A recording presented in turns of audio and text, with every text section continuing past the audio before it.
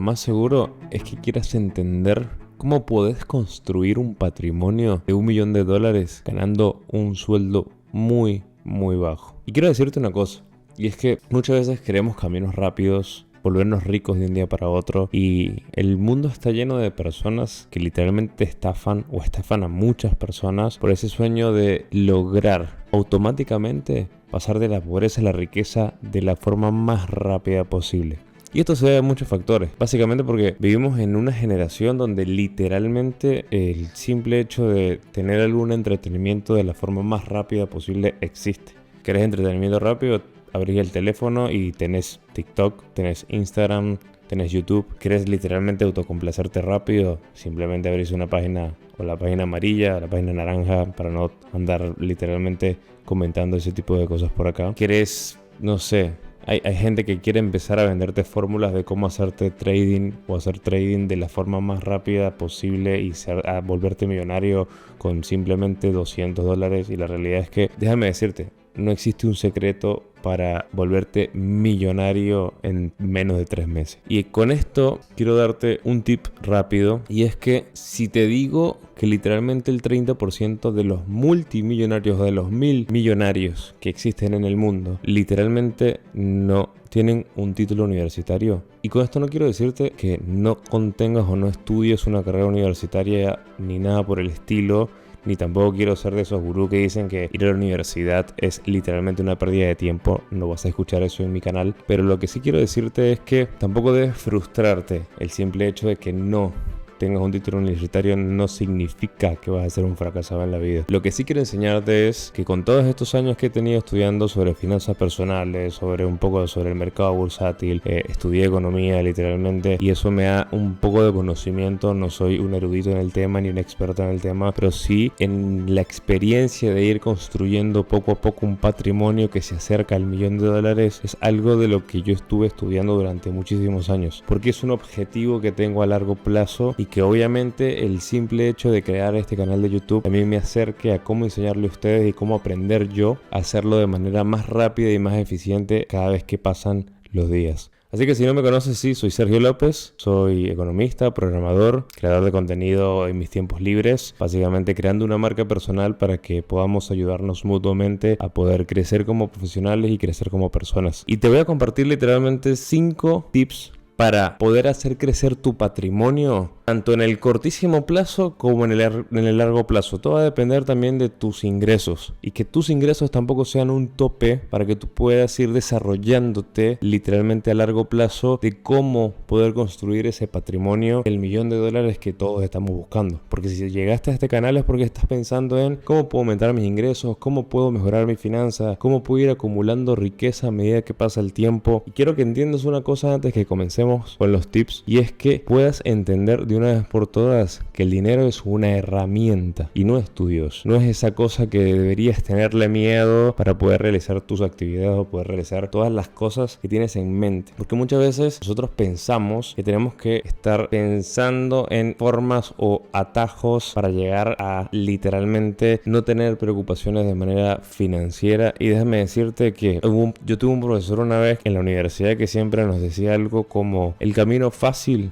es el camino lento. ¿Por qué? Porque muchas veces cuando nosotros queremos buscar atajos, así como existen influencers o personas que se hacen famosas de la noche a la mañana, al no tener el conocimiento, al no tener esa técnica de, bueno, voy a ir cultivando video, voy a ir creando una comunidad poco a poco, en el simple hecho de volverse famosos de la noche a la mañana, al no saber administrar esa fama, como todos podemos decir, terminan desapareciendo del mundo del espectáculo lo más rápido posible. Y pasa también con las personas que ganan la lotería. En el momento en el que ganan la lotería y ganan un montón de plata, así como la ganan, la terminan gastando toda. Y el saber cómo controlar tus finanzas personales es una de las cosas fundamentales. Es por eso que vamos a empezar con el punto número 1, y te voy a contar cuál es la fórmula para que puedas manejar tus finanzas de la mejor manera. Y ese es el secreto del 50-20-30. ¿Qué es ese 50-20-30? Yo leí un libro que básicamente, no te voy a decir que me cambió la vida, pero sí es como muy referente en el mundo de las finanzas personales, que es el del hombre más rico de Babilonia. Te lo recomiendo literalmente que lo leas. Es como una historia básicamente del hombre más rico, como le va enseñando a las personas en Babilonia a cómo ser ellos también ricas, porque él explicaba que él, como conocía personas tipo médicos, doctores, profesionales, abogados, que tenían profesiones donde ganaban muchísimo dinero, también eran igual de pobres que la persona que, no sé, limpiaba la calle en Babilonia y ganaba 1 o 2 onzas de oro al mes, y ellos tampoco sabían cómo podían manejar su dinero para volverse el hombre más rico. Entonces él explicaba dentro de todo esto una fórmula que a mí me impresionó un montón. ¿Por qué? Porque él explicaba que tú tenías que, primero que todo, pagarte a ti mismo. Pagarte a ti mismo, en esta fórmula entraría como ese 20 o 30%. Tú vas a decidir cómo vas a manejar en este caso en cuanto a tus comodidades este tipo de fórmula. ¿Por qué? Supongamos que ganas $1,000 al mes y esos $1,000, el 30% son $300. Entonces, si tú decidieras ahorrar $300 todos los meses, es como una forma en la que te estás pagando a ti primero para ir ahorrando mes a mes el fruto de tu trabajo. Entonces, cuando vamos a ver la fórmula más a profundidad en este libro, literalmente le explica que ese 30% puede ser un poco variable. ¿Por qué? Porque en ese momento también existían las deudas. Las deudas existen desde hace miles de años. Entonces, uno de sus allegados o de sus estudiantes les preguntó cómo hacían para ahorrar el 30% de su salario si literalmente muchos de ellos tenían deudas muy grandes que tenían que pagar. Y él decía que esta fórmula era muy importante de mantener porque ese 30% podía variar. Él siempre hablaba que, por ejemplo, tú lo que tenías que hacer era que de ese 30% ibas a agarrar el 10% que era tu sueldo intocable y el otro 20% era para pagar deudas o para invertir en negocios o para prestarle dinero a otras personas. Porque sí, como te digo, el dinero es esa herramienta que tiene que ir circulando a medida que va avanzando el tiempo. Entonces, supongamos que tienes una deuda muy, pero muy grande. Tú lo que tienes que empezar a ver es, bueno, tengo 30% de mi sueldo, donde voy a ordenar mis deudas. Tienes que conocer tus deudas y empezar a ordenar desde la deuda más cara hasta la más barata. Hay un montón de formas de organizar pago de deudas que no voy a tratar sobre en este tema, o vamos a decirlo así, en este video. Pero lo que sí quiero que tengas en cuenta es que de ese 30% que pudiste extraer de tu sueldo, ese 20% lo utilices para ir saldando la deuda con la persona o institución financiera que tengas a cargo esa deuda. Y a medida que tú vas pagando esa deuda, el porcentaje empieza a cambiar y la balanza se va cambiando, porque entonces en vez de utilizar el 20% de lo que te ingresa mensualmente para ir pagando las deudas, bueno, supongamos que el mes que viene ya no tienes la deuda tan grande o ya fuiste eliminando deuda tras deuda, te vas teniendo cada vez que pasa el tiempo mucho menos deuda. Entonces la balanza se puede cambiar entre un 10%, un 20%, incluso hasta llegar a ahorrar el 30% de tus ingresos. El otro 20% o el otro 50%, vamos a empezar mejor por ahí, es que lo utilices para tus gastos diarios. ¿Y a qué me refiero con tus gastos diarios? Es, bueno, supongamos que ganas dinero diariamente y todos los días vas ganando 10, 20, 30 dólares diario, para no ir tan a profundidad.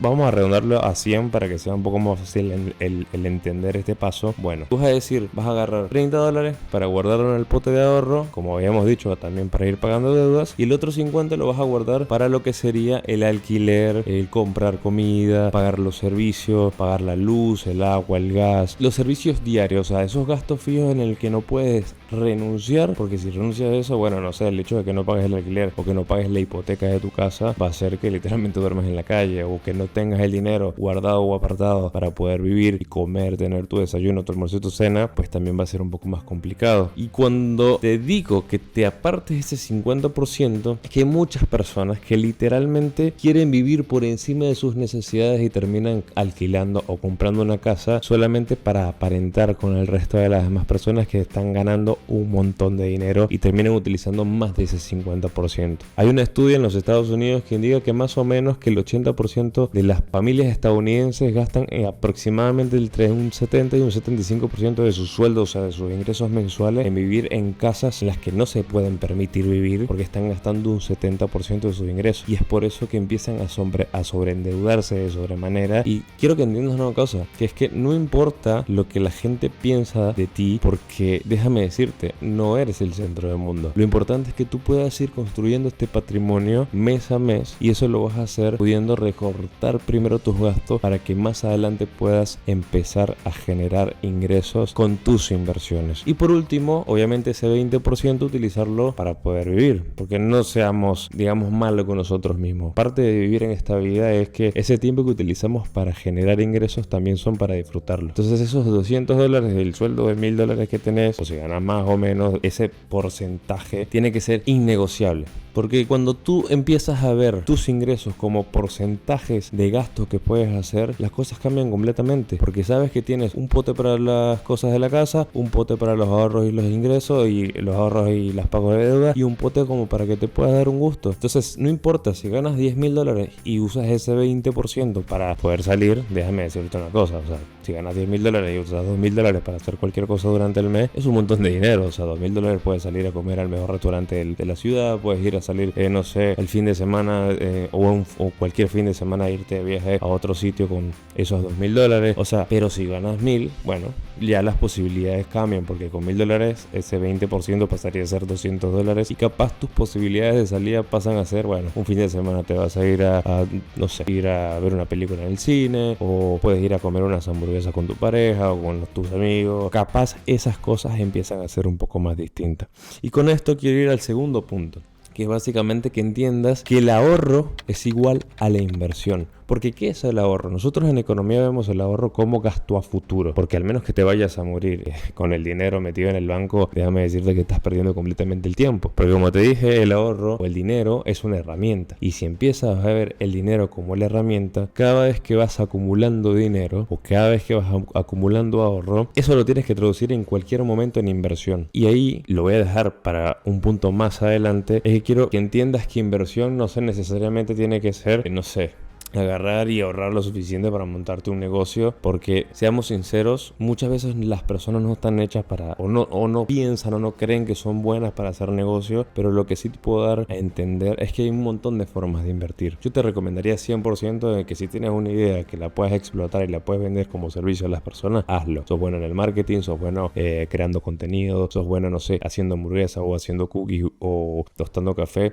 Aprovecha tus habilidades y explótalas al máximo, y todo ese dinero que ahorrado, lo mejor que puedes hacer es no tenerlos tirados en una cama o debajo de tu colchón, sino que empieces a explotar esas ideas para que puedas tener otra fuente de ingreso. Hay un montón de estudios que indican más o menos que literalmente las personas más ricas del mundo, que tienen un patrimonio de más de $1 millón, tienen aproximadamente 7 fuentes de ingreso. Y con esto no quiero que entiendas o creas que tienes que tener 7 trabajos. O sea, nadie en su sano juicio podría tener 7 trabajos, pero sí 7 fuentes de ingreso distintas, que pueden ser repartidas en inversiones en el mercado bursátil, como compras en el S&P 500, como compras de algunos activos que te generan dividendos, comprarte o ir ahorrando para, no sé, adquirir una hipoteca y poder comprarte unos departamentos que luego vas a poder poner a alquilar. Hay tantas formas de ir generando ingresos pasivos e incluso activos, donde básicamente tú estás ahí pendiente de que se vendan las cosas, como montarte una tienda por internet y poder invertir en comprar mercadería y luego pagar ads o publicidad para que se pueda ver rotación de productos. Tienes que enfocarte literalmente en ver cómo puedes generar nuevas fuentes de ingreso con este ahorro que estás generando. En el libro que comenté en un principio, que era el del hombre más rico de Babilonia, él decía que cada vez que uno empieza a generar ahorros y logras generar más de ese ahorro de colchón, que también literalmente lo voy a dejarte acá, uno de los videos que hice previamente donde te hablo sobre ese ahorro de emergencia. Cada vez que ya tengas ese ahorro de emergencia de 3 a 6 meses de tus ingresos o de tus gastos fijos ya generados, ahí es cuando empiezas a pensar, bueno, listo, ¿en qué voy a invertir? Puedo invertir en, no sé, comprarme un departamento para ponerlo a alquilar, y ese alquiler va a pagar la cuota de la hipoteca, y eso va a hacer que tenga un ingreso pasivo como para poder ir aumentando mi patrimonio. Voy a empezar a invertir en la bolsa, a comprar acciones, a comprar el S&P 500, voy a empezar a comprar criptomonedas. Cualquier cosa que tú tengas que hacer o que quieras hacer para empezar a generar ingresos, tienes que entender de una vez por todas que el ahorro no es solamente para tenerlo quieto, sino para que empiece a generar ingresos en tu cuenta o en tu patrimonio, vaya elevando mes tras mes sin que tú tengas que hacer algo por eso. Por eso yo siempre recomiendo que una vez logres ahorrar una cantidad de dinero suficiente, empieces a aprender a invertir, empiezas a aprender a invertir en la bolsa, a poder generar, no sé, otros métodos de de ingreso que va a ser de cada uno, o sea, va a ser literalmente dependiente de ti. Y otra cosa que tienes que entender es la definición de activo y pasivo. O sea, ¿qué es literalmente el patrimonio? El patrimonio es, como lo ven en la concepción de los contadores, es activo menos pasivo. Tú lo que tienes que encargarte es que tus activos o que tus pasivos generen activos. O sea, no es lo mismo, o si no entiendes la definición de activo y pasivo, activo es literalmente todo lo que te puede generar ingresos, pasivo es todo lo que te genera gastos. Si tú ves en los bloques, ¿no?, de activo y pasivo, muchas de las veces o la gente pobre literalmente adquiere pasivos para perderlos. O sea, se endeudan para pagarse las vacaciones, se endeudan para comprarse comida, se endeudan para comprarse, no sé, experiencias que a la final del día lo único que te están es excluyendo, te están sacando tiempo de vida, porque entonces terminas trabajando horas extras para pagar deudas por experiencias que no terminan dándote un ingreso a largo plazo, a corto o mediano. Entonces tú tienes que enfocarte. Y otro de los libros que literalmente me aclararon mucho la mente, y es un cliché para todo el mundo, porque creo que no hay persona que haya emprendido que no haya leído ese libro, que es el de Padre Rico, Padre Pobre. Y él dice algo muy fenomenal, y era que los ricos utilizan las deudas o los pasivos para generar ingresos. Y ahí es donde tú tienes que entender cómo hacer crecer ese patrimonio. Creo que una de las cosas, y lo escuché en uno de estos días en una entrevista, donde decían que literalmente el crédito es la bondad del capitalismo para la escalada social. ¿Por qué? Porque literalmente los países con mayor posibilidad de crédito son los países donde hay mayor ascenso social. Uno podría creer, sí, la universidad es una posibilidad de ascenso social y es excelente que las personas estudien para tener un ascenso social, pero cuando tú no tienes una persona que te pueda dar una inversión, la posibilidad de que tú puedas crearte un negocio, montarte una panadería, montarte, no sé, una cafetería, es por medio del crédito. Porque si no tienes, no sé, 50,000, 100,000, 200,000 dólares para montar un local, tienes dos opciones: o buscas un inversor, alguien que te dé plata y que dé el dinero para, no sé, arriesgarse a montar un negocio contigo, o la otra opción es, bueno, no quiero asociarme con nadie, yo tengo la idea, tengo algo de capital, pero no me alcanza. Es literalmente ir al banco, si tienes un buen historial crediticio, solicitar el banco: che, mira, necesito 300,000 dólares. Ellos te van a dar una tasa de interés donde vas a tener que ir pagando. No sé si vas a pagarlo a la americana o vas a tener que irlo a pagar literalmente cuota por cuota fija, pero sin importar cuál es la forma de pago de la deuda, es como que si el banco agarra y te dice, bueno, necesitas 200,000 dólares que no tienes, lo sacan, te lo dan, te van a poner una tasa de interés que vas a tener que pagar mensualmente. Pero si todo sale bien, es como que literalmente te hayan dado 200,000 dólares para que vos colocaras un negocio que va a ir generando ingresos para ir pagando ese nuevo patrimonio que está dentro de ti. O sea, que está dentro de tus ideas. O sea, quiero que vayas viendo cómo se va armando el patrimonio, porque si nosotros vemos que está el activo menos el pasivo, cuando tú restas activo menos pasivo, si la resta del pasivo es menor a la del activo, olvídate, o sea, vas a tener un patrimonio superior. Por eso es que muchas veces dicen que cuando tú pides una deuda para comprar una casa, no te estás endeudando realmente, porque tu patrimonio no cambia, tu patrimonio realmente aumenta, o más bien se mantiene igual. Porque cuando tú compras una casa de 100,000 dólares, pides un préstamo de 100,000 dólares, nada, tu patrimonio no aumentó, sino que va a ir aumentando a medida que tú vayas reduciendo poco a poco el nivel de tu pasivo. Entonces va a quedar esos 200,000 dólares del valor de la casa. Mientras tu pasivo va disminuyendo, va apareciendo nuevo patrimonio en tu escala de finanzas, y vas a lograr literalmente irte acercando año tras año a ese patrimonio del $1,000,000, que si no lo invirtieras sería aproximadamente de 108,000 dólares. O sea, estamos hablando de que tenés un por 10 si te pusieras a invertir desde tus 20 años tan solo 200 dólares al mes. Obviamente hay escalas que van a ser muy distintas. Hay personas como yo que muchas veces recomienda que, bueno, si eres joven, busca invertir en negocios que por ahí te gusten más. Si puedes invertir en Coca-Cola, o que es una acción un poquito menos volátil, puedes hacerlo. Pero muchas veces cuando estás entre los rangos entre los 20 y 30 años, que ojo, no es recomendación, tú tienes que entender cuál es tu proporción al riesgo. Y es que si eres una persona que literalmente quieres arriesgarte mucho, bueno, puedes empezar a invertir en mercados un poquito más volátiles como la criptomoneda, el mercado argentino o mercados africanos, cosas que literalmente no te dan tanta seguridad de que va no vaya a ser tan volátil. Ahora, si eres un perfil más conservador, por ahí, bueno, invirtiendo en el S&P 500, en bonos estadounidenses, puedes tener un rendimiento un poco más de entre el 6 al 8% anual, que es un rendimiento bajo. Y quiero que entiendas, a mayor porcentaje de ganancia, mayor riesgo. A menor porcentaje de ganancia, menor riesgo. O sea, si alguien te dice que, no sé, que te va a dar un 15% mensual de rendimiento por una acción X, desconfía completamente. Eso es imposible. Pero a medida que van pasando los años, bueno, tú puedes decir, bueno, Sergio, no tengo 20 años, tengo 30 también. El hecho es que para llegar al $1.000.000 a tus 65 años vas a tener que aumentar un poquito más el capital de ahorro. Supongamos que en vez de que estás ganando $1.000, estás ganando $3.000, puedes ahorrar todos los meses $500 de ahí a tus 65 años. En 35 años vas a llegar a ese $1.000.000, hasta incluso un poquito más, creo que es $1.081.000 aproximadamente. Y si me decís, Sergio, pero no tengo 30 años, tengo 40 años, bueno, los números cambian un poco. Ahí sí tendrías que empezar a ahorrar $1.200 para que dentro de 25 años pues llegues a tener el $1.000.000. Y si tenés 50 años y necesitas llegar a ese $1.000.000 para sentirte tranquilo para tu jubilación, bueno, el número vuelve a cambiar. O sea, tendrías que ahorrar $3.000 todos los meses para que en 15 años puedas llegar al $1.000.000. Pero esta fórmula que te estoy planteando acá, literalmente puedes extrapolarla a